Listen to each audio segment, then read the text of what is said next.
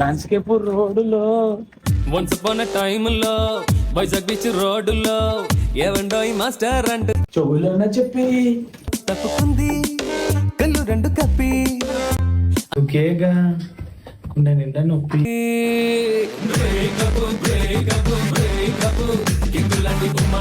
అందుకని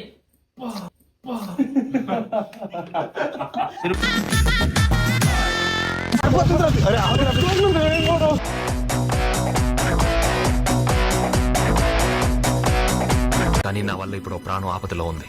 లేవాలి. నా వల్ల కాలేదు. శరీరంలో 2 బుల్లెట్లు పేగుల్ని చీల్చేసే అనుకుంటాను. అడగిచ్చి నాకు నేను ఉడించడం వద్దు.